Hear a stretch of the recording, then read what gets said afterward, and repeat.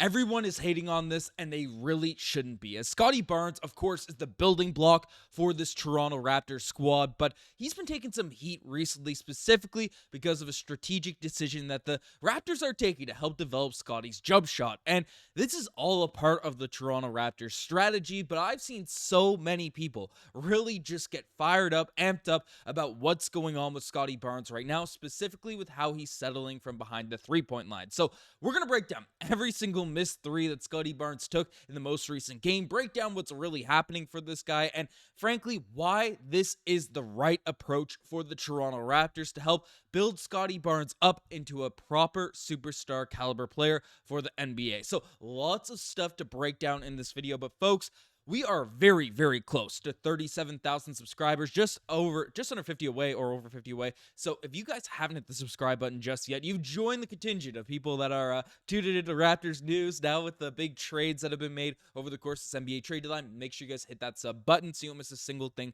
that's going on with this Toronto Raptors team and different breakdowns, stuff that's going on. Because basically, there's been a lot of talk, a lot of chatter, and Scottie Barnes specifically has been put front and center in the minds of Toronto Raptors fans, basically after he's been given the reins as the top guy for the franchise. Dealing with Pascal Siakam, we are building around Scottie Barnes right now, and there's been one development this season that has frustrated a lot of people before last night's game. And it's the three-point shooting. Scottie Barnes this year is shooting just 27% from behind the three-point line. And to make matters even worse, he's shooting below 30% out there on corner threes. Now, we saw Scottie Barnes take a significant step up in his three-point shooting, especially at the start of last year. But this season, especially with all the injuries he sustained, everything that's been going on, with this squad, Scottie Barnes has just regressed in a major way from this three-point shooting. And we know Scottie Barnes is an elite slasher. His defense is picked up. Of course, he can facilitate. He can do everything you really want him to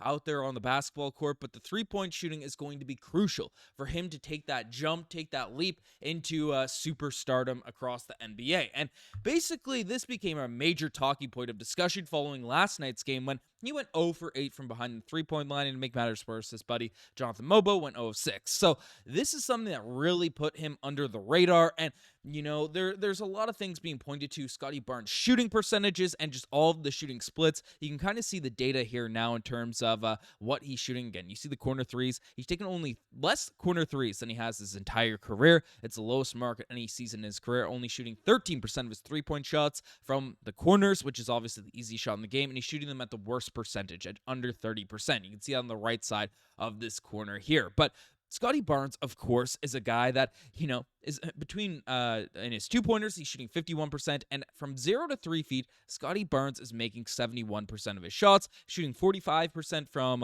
the 3 to 10-foot range, so he is a really efficient scorer the closer he is to the basket. Like, he is a very, very effective scorer, effective slasher, around the paint, around the basket, around the bucket, and right now, he's only shooting 74% of his shots as two-pointers. Most of his shots, or not most of his shots, but in terms of his three-point percentage of shots, roughly 30% of his shots are from behind the three-point line. And frankly, even though it's a little bit less than last season, it's still significantly up from his first couple years. And especially where the three-point percentages are down, there are a lot of people criticizing Scottie Barnes and everything that's going on with his performance, his shot selection, and you hear the word settle a lot for Scottie Barnes because, especially in the first few quarters of games, he's taking a lot of threes. He's taking a lot of these shots in the fourth quarters. He gets to the basket, he gets to the rim at will, and he does his thing. And people are blaming Scottie, they're blaming Darko in terms of this being a poor strategic decision, and I'd agree. If the Raptors' hope was to win games, I think you guys are 100% correct. The people that are criticizing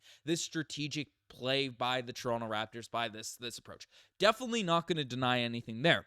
But this is exactly what the Toronto Raptors need, and frankly, in a year, we are trying to capture that flag. This is actually crucial for the future of this Toronto Raptors squad. Now, I said this in yesterday's video. I kind of briefly touched on this at the end of the post game that I dropped yesterday, but some people are coming back saying, it's settling, it's not good for development, you can develop two-point shots. Yes, of course, and Scottie Barnes isn't by any means, 70% of his shots are still from inside the three-point line. 70% of his shots are still two, so you can see that data there, in terms of right underneath percentage of field goal attempts by distance.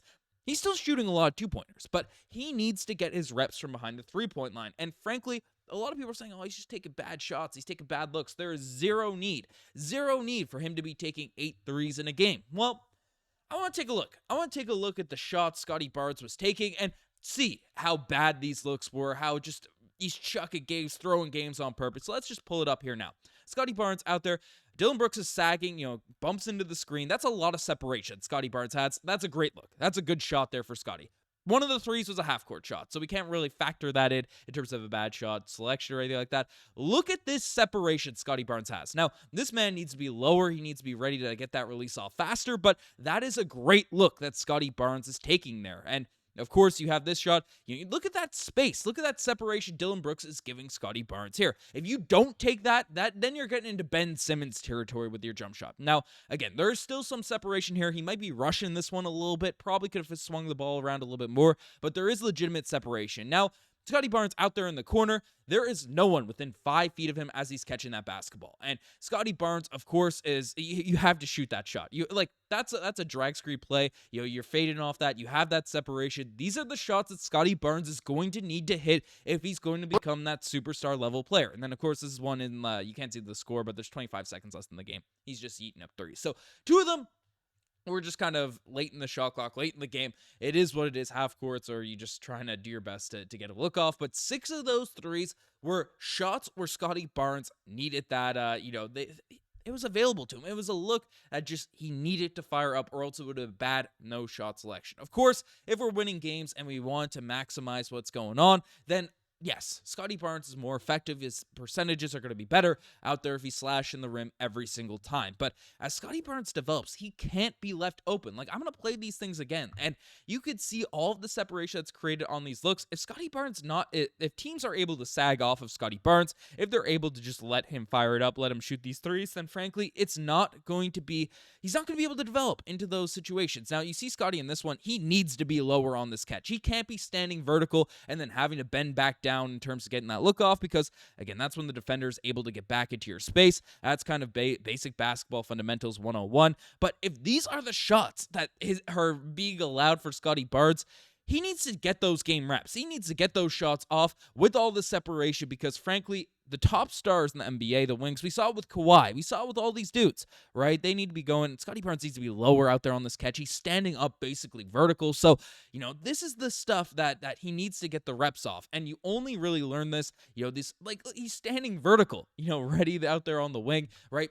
These are all things that Darko Rajaković can point to Scottie Barnes and say, hey, when you're doing these drills now, whether it's the offseason, whether it's practices throughout this year, you catch it on the wing, you got to be low so you can catch and go up rather than catch the basketball, go back down, and let it fire. Because those milliseconds, they're crucial in high school basketball games, much less the NBA, right? So these are all the things, and why actual game reps, actual shots in games where people are saying, oh, it doesn't matter, you can take shots to develop, he can work on his jump shot in the offseason. No, it's those little things. Catching early, catching low, getting that release off quick without rushing.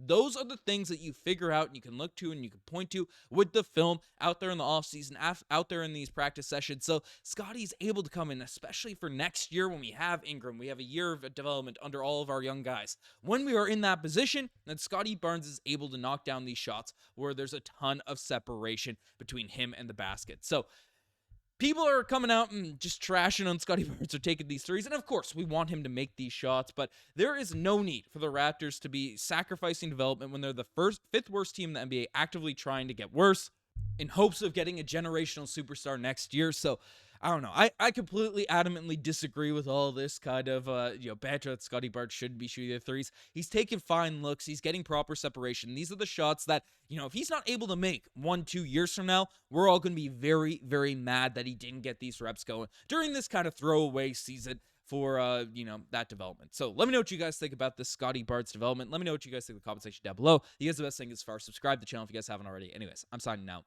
Cheers.